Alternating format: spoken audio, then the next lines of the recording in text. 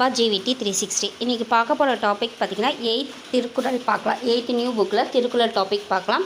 நம்ம வந்து அதிகாரம் பார்த்திங்கன்னா 20 அதிகாரம், சிலபஸில் உள்ள 20 அதிகாரமும் வந்து பொது தமிழ் திருக்குறள்ங்கிற ப்ளேலிஸ்ட்டில் கொடுத்துருக்கேன். அதே மாதிரி கேள்வி பதில்கள் போயிட்டுருக்கு. இப்போ புக்கில் இருக்கிற திருக்குறள் நம்ம பார்த்துட்ருக்கோம்.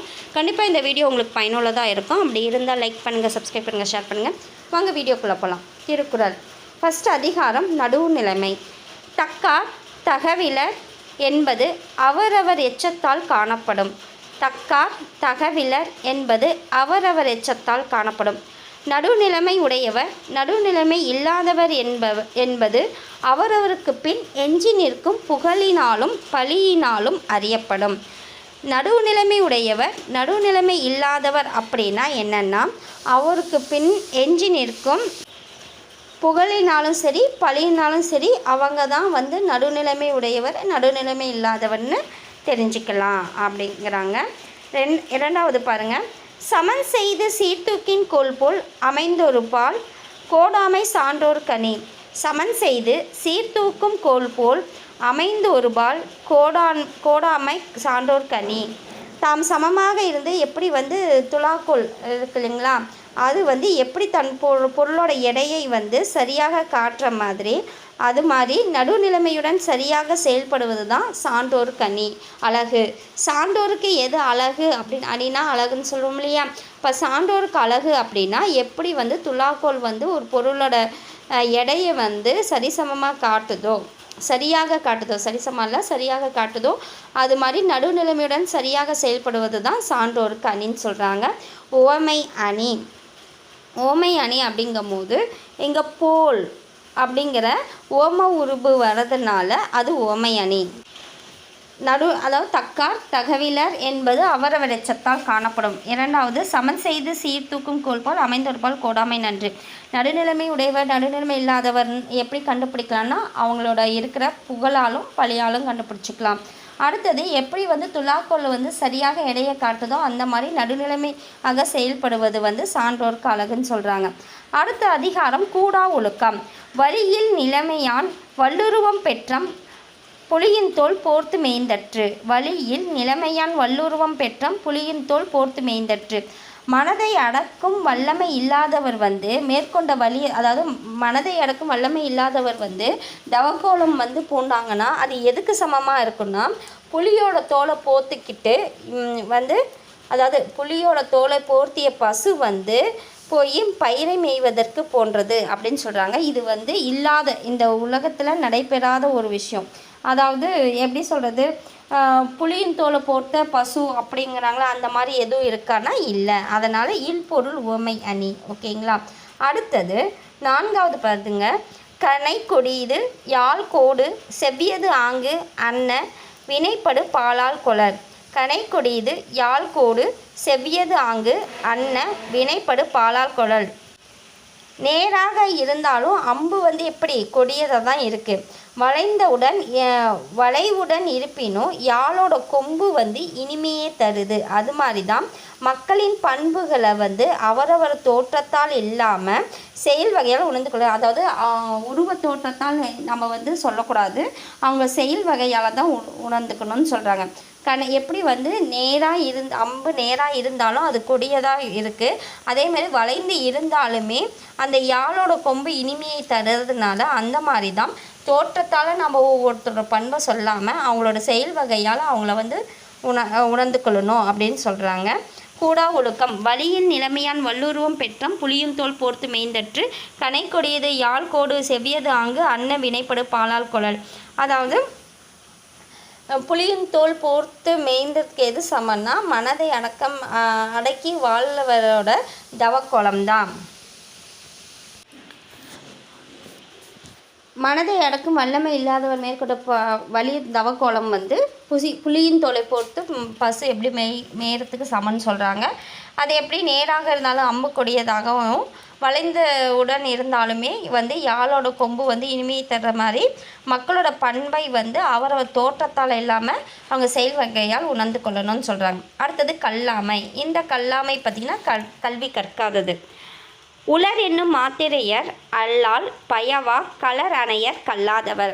உலர் என்னும் மாத்திரையர் அல்லால் பயவா கலரணையர் கல்லாதவர். கல்லாதவர் வந்து பயனில்லாத கலர் நிலம் போன்றவங்க. கல்லாதவர் வந்து பயனில்லாத ஒரு கலர் நிலம் போன்றவங்க தான் வந்து சொல்கிறாரு. ஓகேங்களா. திருவள்ளுவர் வந்து யாரை சொல்கிறாரு, கல்லாதவரை யாரை எதுக்கு ஒப்பிடுறாருன்னு பார்த்திங்கன்னா, பயனில்லாத கலநிலம் போன்றவர். அவர் உயிரோடு இருக்கிறார் என்பதை தவிர அவரால் எந்த ஒரு பயனும் இல்லைன்னு சொல்கிறாங்க. உலர் என்னும் மாத்திரையர் அல்லால் பயவா கலரணையர் கல்லாதவர். 6வது, விலங்கோடு மக்கள் அணையர் இலங்கு நூல் கற்றாரோடு ஏனையவர். விலங்கோடு மக்கள் அணையர் இலங்கு நூல் கற்றாரோடு ஏனையவர்.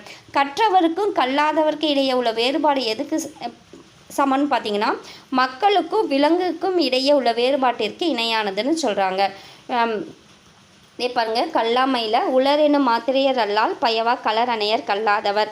கல்லாதவர் வந்து பயன்படாத கலநிலத்துக்கு ஒப்பாவர். ஓகேங்களா. அவங்க உயிரோடு இருக்காங்க தவிர வேறு எந்த பயனும் அவங்கக்கிட்ட கிடையாதுன்னு சொல்கிறாங்க.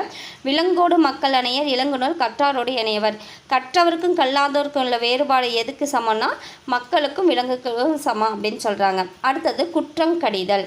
அதில் வருமுன் காவாதான் வாழ்க்கை எரிமுன்னர் வைத்தார் போல கெடும். வருமுன்னர் காவாதான் வாழ்க்கை எரிமுன்னர் வைத்தார் போல கெடும். பழி வரத்துக்கு முன்னாடியே சிந்தித்து தம்மை வந்து காத்து கொள்ளாதவருடைய வாழ்க்கை வந்து நெருப்போட அருகில் வைக்கப்பட்ட வைக்கோல் போல அழிந்துடுன்னு சொல்கிறாங்க. பழி வரும் முன்னாடியே சிந்தித்து தம்மை காத்து கொள்ளாதவருடைய வாழ்க்கை வந்து நெருப்பு பக்கத்தால் வைத்து கொண்ட வைக்கோல் போல அழிந்துடும் அப்படின்னு சொல்கிறாங்க. இது ஒரு ஓமை அணி. பாருங்கள், ஓம உருபு கொடுத்துருப்பாங்க. போல, ஓகேங்களா. போல புறைய அன்னம் அப்படின்னுங்களா. இங்கே வந்து போல வந்து கொடுக்கும் போது இது வந்து உண்மை அணியாக சொல்லப்படுது. அடுத்தது 8வது பாருங்க, தன் குற்றம் நீங்கி பிறர் குற்றம் காண்பிற்கின் என் குற்றம் ஆகும் இறைக்கு. தன் குற்றம் நீங்கி பிறர் குற்றம் காண்பிற்கின் என் குற்றம் ஆகும் இறைக்கு. தலைவர் வந்து முதல்ல தன் குற்றத்தை கண்டு நீக்கிடணும். அதன் பின்னாடி பிறரோட குற்றத்தை ஆராய்ந்தால் அவருக்கு எந்த பழியும் ஏற்படாது அப்படிங்கிறாங்க. இப்போ ஏதாவது வந்து நியாயத்தை கேட்க வராங்க, நியாயம் சொல்ல வராங்கன்னா ஃபஸ்ட்டு அந்த தவறை நாம் செய்கிறோமா என்னன்னு பார்த்துட்டு அதை நீக்கிட்டு அப்புறம் அவங்களோட இதை நம்ம பார்க்கும் போது எந்த ஒரு பழியும் ஏற்படாதுன்னு சொல்கிறாங்க. தலைவர் முதலில் தன் குற்றத்தை கண்டு நீக்கி அதன் பின் பிறருடைய குற்றத்தை ஆராய்ந்தால் அவருக்கு எந்த பழியும் ஏற்படாது. குற்றங்கடிதல். வருமுன்னர் காவாதான் வாழ்க்கை எரிமுன்னர் வைத்தார் போல கெடும். பழி வரத்துக்கு முன்னாடியே தம்மை காத்து கொள்வருடைய வாழ்க்கை வந்து நெருப்பின் அருகில் வந்து காத்து கொள்ளாதவருடைய வாழ்க்கை வந்து நெருப்பின் பக்கத்தால் வச்சிருக்க வைக்கற் போல அழிஞ்சிடும்னு சொல்கிறாங்க. தன் குற்றம் நீங்கி பிற குற்றம் காண்பிற்கின் என் குற்றம் ஆகும் இறைக்கு. தலைவர் முதல்ல தன் குற்றத்தை கண்டு நீக்கி அதன் பிறகு பிறருடைய குற்றத்தை ஆராய்ந்தால் அவருக்கு எந்த ஒரு பழியும் ஏற்படாதுன்னு சொல்கிறாங்க. இடனறிதல்.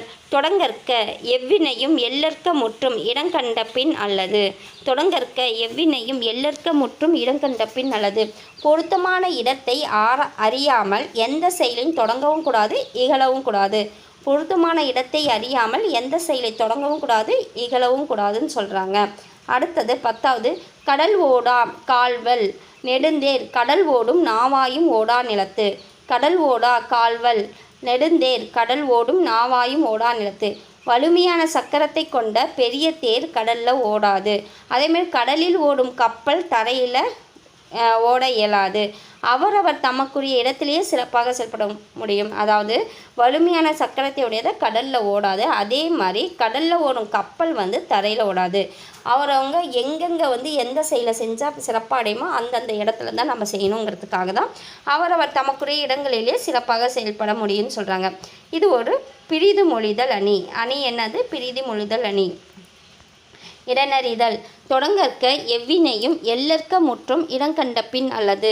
பொருத்தமான இடத்தை அறியாமல் எந்த செயலும் தொடங்கவும் கூடாது இகழவும் கூடாது. கடல் ஓடா கால்வேல் நெடுந்தேர் கடல் ஓடும் நாவாயும் ஓடா நிலத்து. வலிமையான சக்கரத்தை கொண்ட பெரிய தேர் வந்து கடலில் ஓடாது. கடலில் ஓடும் கப்பல் வந்து தரையில் ஓடாது. அவரை தமக்குரிய இடங்களிலே சிறப்பாக செயல்பட முடியும்னு சொல்கிறாங்க. ஓகேங்களா. பாருங்கள், என்னென்ன திருக்குறள்னா, நடுவுநிலைமை. தக்கார் தகவிலர் என்பது அவரவர் எச்சத்தால் காணப்படும். சமன் செய்து சீர்தூக்கும் கோல் போல் அமைந்தொருபால் கோடாமை சான்றோர்க்கு அணி. வழியில் நிலைமையான் வல்லுருவம் பெற்றம் புலியின் தோல் போர்த்து மேய்ந்தற்று. கனை கொடியது யாழ் கோடு செவ்வியது ஆங்கு அன்ன வினைப்படு பாலால் கொளல். உலர் என்னும் மாத்திரையர் அல்லால் பயவ கலர் அணையர் கல்லாதவர். விலங்கோடு மக்கள் அணையர் இளங்குநூல் கற்றாரோடு ஏனையவர். வருமுன்னர் காவாதான் வாழ்க்கை எரிமுன்னர் வைத்தாற் போல கெடும். தன் குற்றம் நீங்கி பிற குற்றம் காண்பிற்கின் என் குற்றம் ஆகும் இறைக்கு. தொடங்கற்க எவ்வினையும் எல்லற்க முற்றும் இடங்கண்ட பின் அல்லது. கடல் ஓடா கால்வல் நெடுந்தேர் கடல் ஓடும் நாவாயும் ஓடா நிலத்து.